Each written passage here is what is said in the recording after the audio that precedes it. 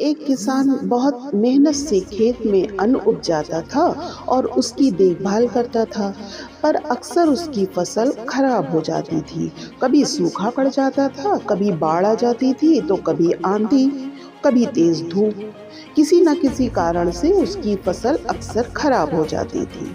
एक बार वो किसान पेड़ के नीचे बैठकर अपनी बर्बाद हुई फसल को देख रहा था। तभी वो गुस्से में आसमान की ओर देखकर ईश्वर से कहता है कि हे ईश्वर, तुझे लोग महान मानते हैं, सर्वज्ञानी मानते हैं, लोग ये मानते हैं कि आप सब जानते हैं, लेकिन मुझे तो ये लगता है कि आपको कुछ भी नहीं पता है। मुझे तो ये भी लगता है कि आपको ये भी नहीं पता है कि फसल कैसे उगती है, इसमें कितनी मेहनत लगती है। आप ये जानते होते तो हर बार, हर समय जो सूखा, आंधी, तूफान आदि आ जाते हैं वो कभी ना आते। आप नहीं जानते कि कितना नुकसान मुझे उठाना पड़ता है।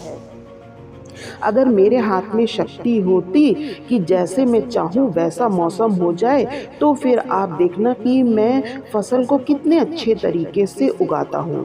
तभी ऊपर से आवाज़ आई कि मैं तुझे ये शक्ति देता हूँ। आज से तुम जैसा मौसम चाहते हो वैसा मौसम हो जाएगा और तुम अपनी फसल की रक्षा कर लेना। 1-2 दिन बीतने के बाद फिर से किसान ने गेहूं की फसल उगाई। अब किसान के पास तो वो शक्ति थी कि वो जैसा चाहे वैसा मौसम कर ले। तो किसान ने आंधी, तूफान, बाढ़ कुछ भी अपने खेतों पर आने नहीं दिया। किसान ने अपनी फसल को नष्ट होने से बचा लिया। उस साल किसान के खेत में ऐसी फसल हुई जो इससे पहले कभी नहीं हुई थी। मन ही मन किसान बहुत खुश हो रहा था और ये सोच रहा था कि अब ईश्वर को बताऊंगा, इसे कहते हैं शक्ति का सही इस्तेमाल करना। कुछ दिन और गुजरने के बाद फसल कटने के लिए जब तैयार हो गई तो किसान बहुत उत्सुकता के साथ फसल को काटने लगा।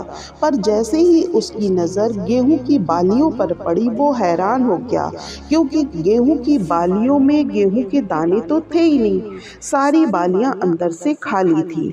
अब वो किसान बड़ा परेशान हो गया। वो फिर से ईश्वर को पुकारने लगा। वो जोर से चिल्लाने लगा और कहने लगा कि ईश्वर, तुमने मुझे बहुत बड़ी सजा दी है। तभी ऊपर से आवाज आई कि मैंने तुम्हें कोई सजा नहीं दी है, बल्कि इस नुकसान के जिम्मेदार तुम खुद हो।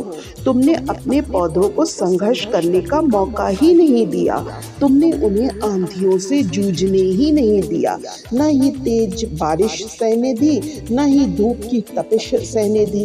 एक भी चुनौती का सामना तुमने उन्हें नहीं करने दिया, इसलिए सारे पौधे अंदर से खोखले रह गए।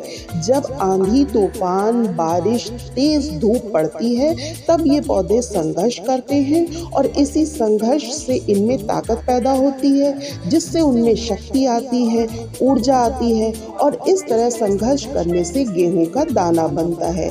तूने तो उन्हें बुरे वक्त से गुजरने ही नहीं दिया जहां उनका जन्म होता। सारी बालियां इसीलिए खोखली रह गईं, किसी भी बाली में गेहूं का दाना नहीं आया, क्योंकि तुमने अपने पौधे को संघर्ष करना सिखाया ही नहीं। सेम यही चीज साथियों हमारे साथ भी होती है। इस कहानी से हमको ये शिक्षा मिलती है कि बुरा वक्त जो आता है, जिसे लोग संघर्ष कहते हैं, स्ट्रगल कहते हैं, यहीं से इंसान की ग्रोथ होती है। आपको पता होगा कि एक डायरेक्टर जब कोई फिल्म बनाता है तो वो सबसे कठिन रोल अपने बेस्ट एक्टर को देखता है। जब भी आपको ऐसा लगे कि आपकी जिंदगी में बहुत ज़्यादा तकलीफें हैं, कठिनाइयाँ हैं, संघर्ष हैं, आपकी किस्मत खराब है, तो आप खुश हो जाइए, क्योंकि ईश्वर ने आपकी जिंदगी में इतनी परेशानियाँ इसलिए दी हैं क्योंकि उनको पता है कि आप सबसे बेस्ट एक्टर हैं और आप इनको पार करके आगे निकल सकते हैं। तो आप अगर अब आपकी लाइफ में कोई प्रॉब्लम आए तो ईश्वर का धन्यवाद दीजिए कि उन्होंने एक बेस्ट एक्टर के रूप में आपको चुना है। और वैसे भी साथियों, अगर जीवन में कोई प्रॉब्लम ही नहीं हो, संघर्ष ही नहीं हो, तो जीवन जीने का मज़ा भी नहीं है। इसी के साथ मेरी कहानी समाप्त होती है। जल्दी ही मिलती हूँ एक नए उद्देश्यपूर्ण वीडियो के साथ। तब तक साथियों, अपना ध्यान रखना और सदा खुश रहना। धन्यवाद।